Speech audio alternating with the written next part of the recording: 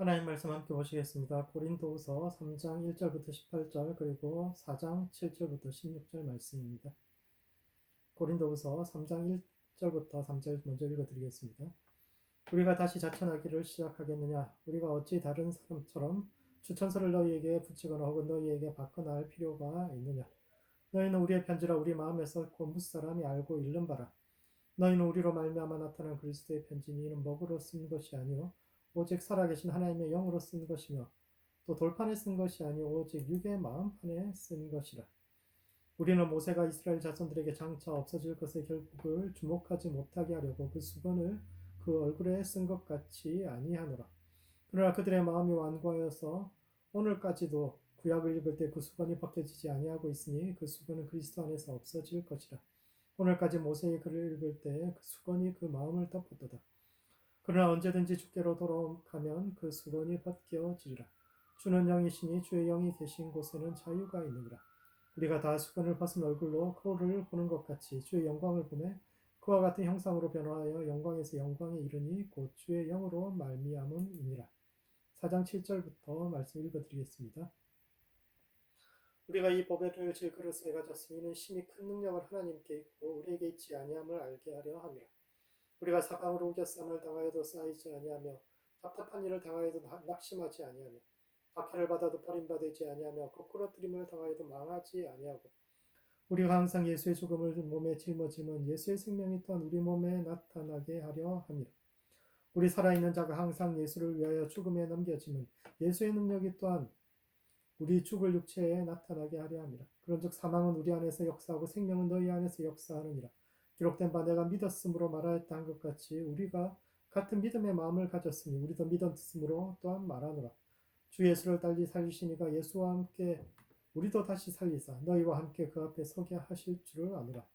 이는 모든 것이 너희를 위함이니 많은 사람의 감사로 말미암아 은혜가 더하여 넘쳐서 하나님께 영광을 돌리게 하려 함이라. 그러므로 우리가 낙심하지 아니하노니 우리의 겉사람은 낡아지나 우리의 속사람은 날로 새로워지도다. 아멘. 고린도 전후서는 문제 많은 교회, 즉 초대교회라는 환상이 아닌 현실 속의 교회의 모습과 그 속에서도 진리를 찾기 위해서 고군분투했던 바울의 삶과 신앙 예정을 가장 잘 보여주는 편지인데 고린도후서 3장과 4장이 오늘을 살아가는 우리의 삶과 신앙에 던지는 의미가 무엇인지에 대해서 함께 생각해보는 시간을 갖도록 하겠습니다. 첫 번째, 하나님을 대면하는 사람이 되어야 합니다.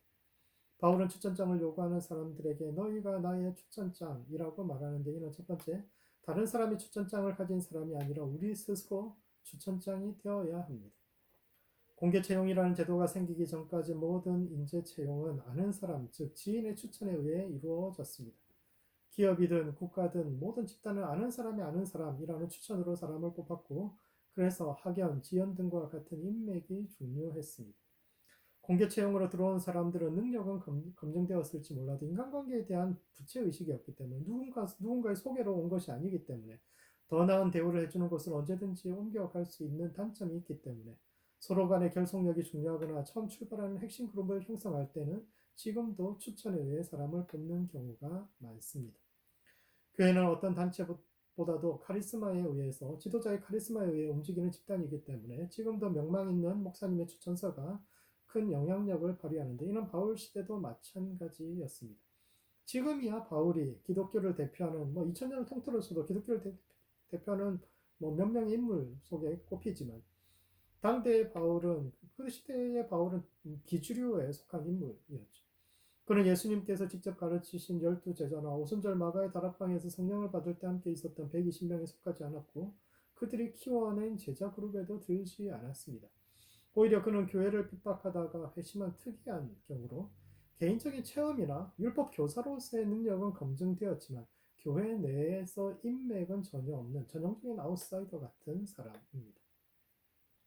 예나 지금이나 한 단체에서 개인의 능력이라는 것은 업무 처리 능력만을 뜻하는 것이 아니라 얼마나 많은 사람들과 안면을 가지고 있고 그들의 추천서를 받아올 수 있는가, 연락처에 얼마나 많은 사람이 저장되어 있는가가 그 사람의 능력을 판단하는 중요한 척도가 되는데 그런 점에서 바울은 개인적으로는 능력이 뛰어날지 모르지만 관계적인 능력이나 배경은 없었던 사람입니다. 그 시대에는 인맥도 능력이기 때문에 지금도 마찬가지지만 바울에게 추천서를 요구하는 사람들은 당신은 능력 없는 사람이다 라고 이야기하는 것과 같습니다. 그들은 바울에게 복음을 전하고 말씀을 가르치고 성도들을 양육하는 것을 넘어 신앙의 중심지인 예루살렘과 연결고리를 요구했고 그것이 없는 바울은 무능한 사역자라고 주장한 것입니다. 이에 대해서 바울은 너희가 하나님이 써주신 나의 추천서, 다른 추천서 필요 없고 당신들이 나의 추천서입니다 라고 이야기하는데 이는 스스로에 대한 자부심을 가지라는 말입니다. 사람들이 대개 어떤 사람에게 추천서를 요구합니까? 실력 있는 사람입니까? 아니면 실력 없는 사람입니까? 대개 실력 없는 사람에게 추천서를 요구합니다. 실력이 있을지 몰라도 검증되지 않은 사람에게 요구하죠. 가능성은 있을지 몰라도 아직 실력이 검증되지 않은 사람에게 추천서를 요구하는데 따라서 추천서를 자랑한다라는 것은 자신이 실력으로 인정받을 수 없기 때문에 누군가의 배경이 필요한 사람이라는 사실을 광고하는 것과 같습니다.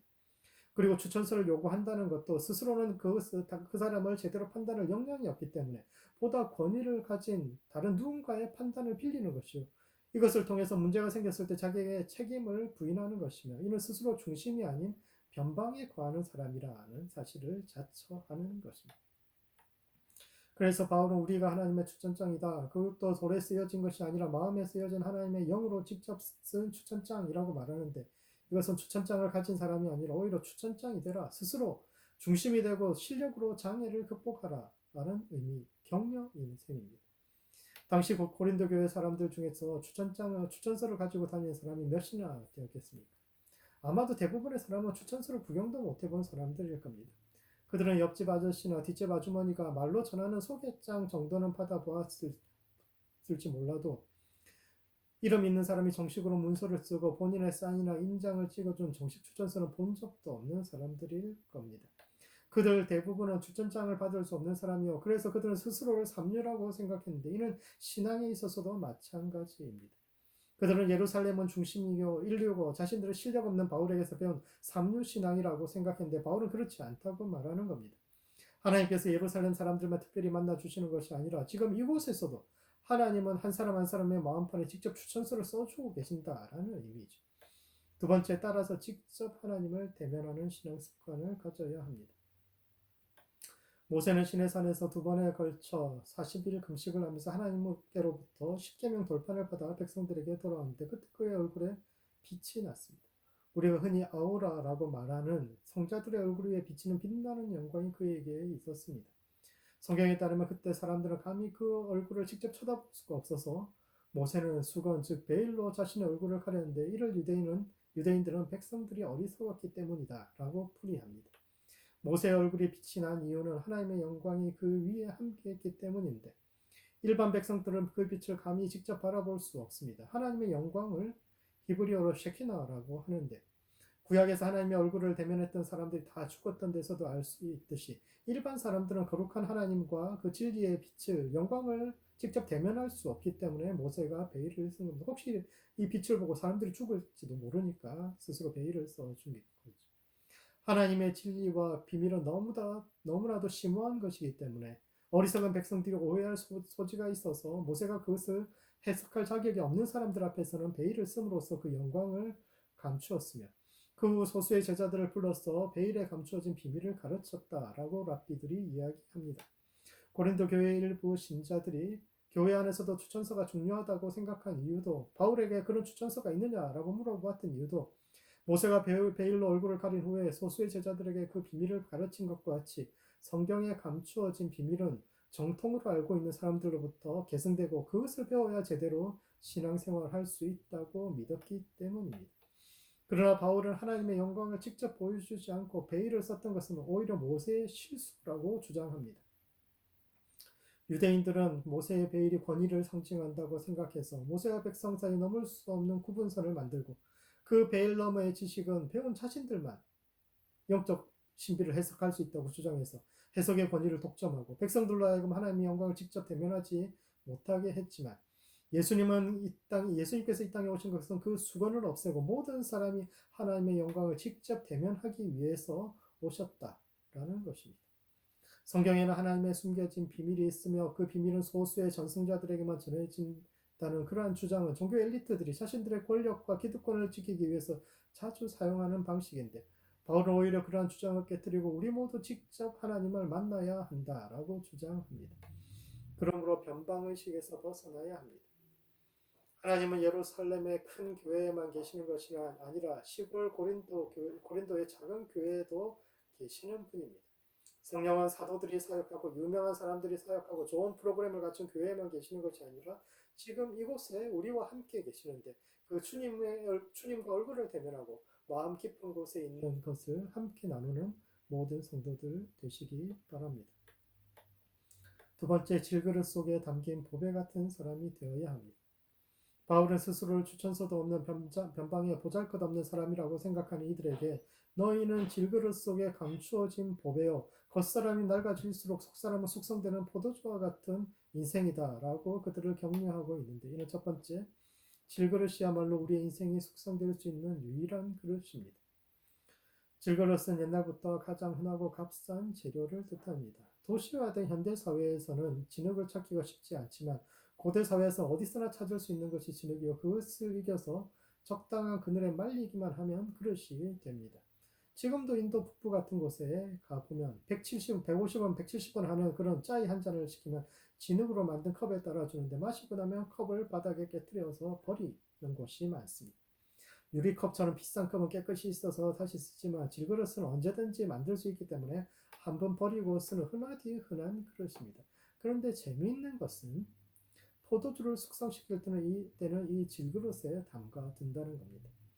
와인은 지금도 고급 술로 여겨져서 와인 글래스가 따로 있는 것처럼 그 시대에도 있는 사람들은 금잔이나 은잔에 따라서 폼나게 마셨는데 그런 사람들도 와인을 숙성시킬 때는 꼭 질그릇에 담가둡니다. 왜 그럴까요?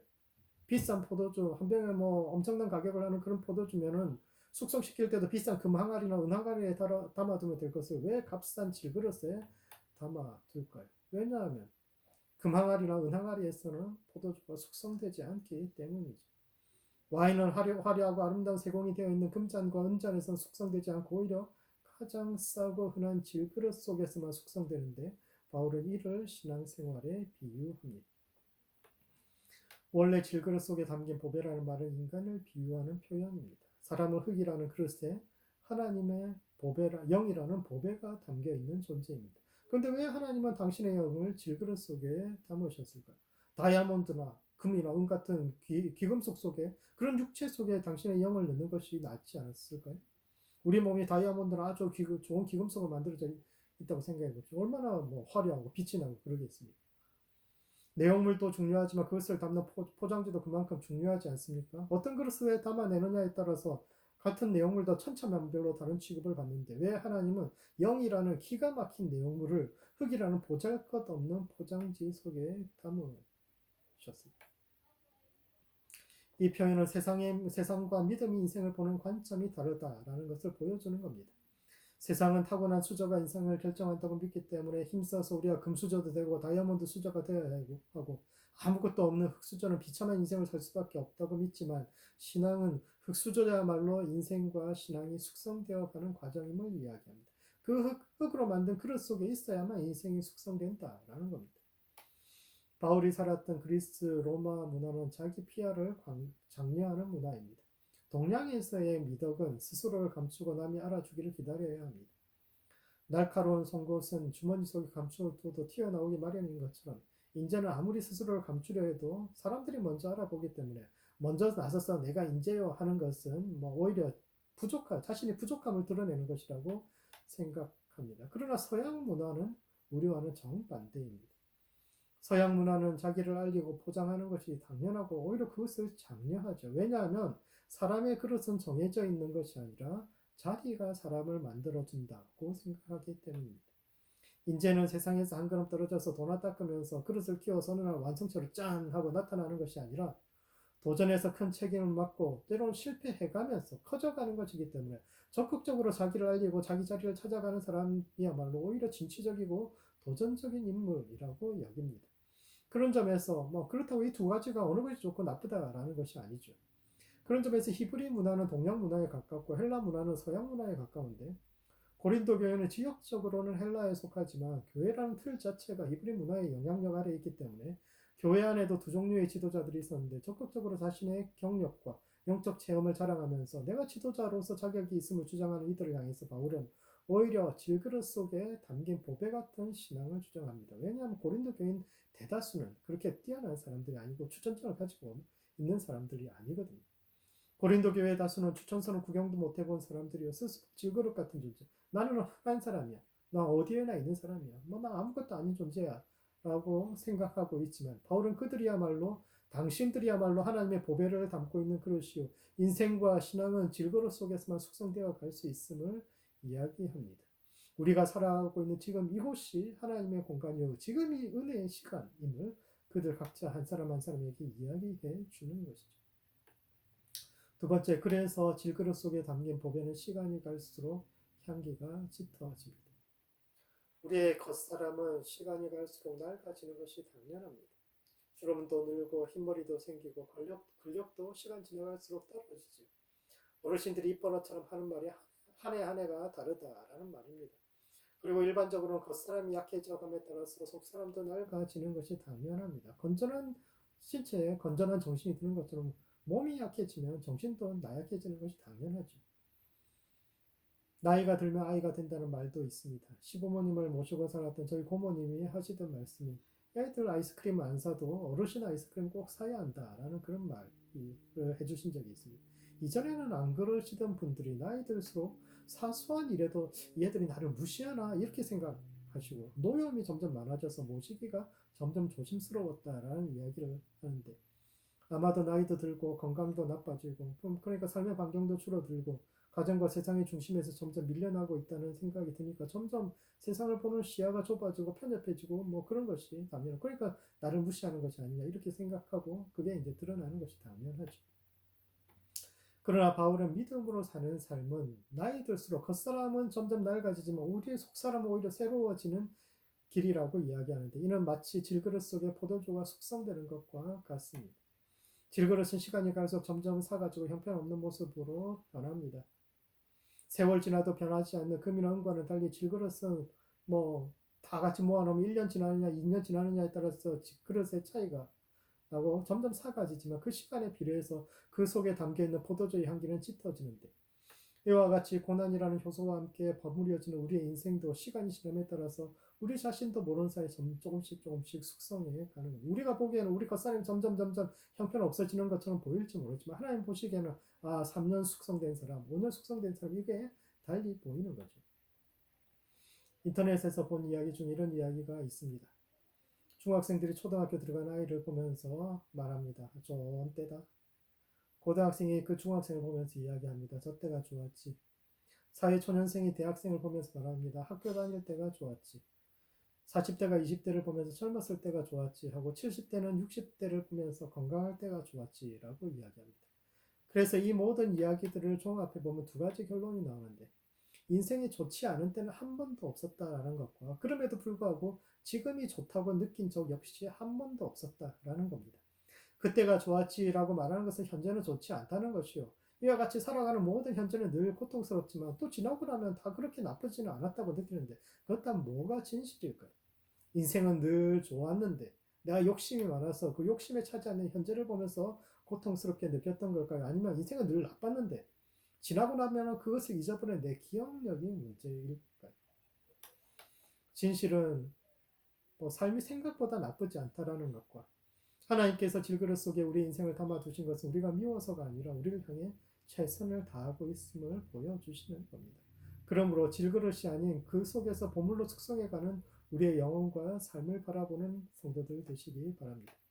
세상은 겉모습을 보고 낡아지는 우리의 현실을 보지만 하나님은 그 안에서 날마다 새로워지는 속사람을 보고 있는데 그 하나님의 시선과 우리의 시선이 일치될 수 있는 모든 성도들 되시기 바랍니다. 말씀을 정리하겠습니다.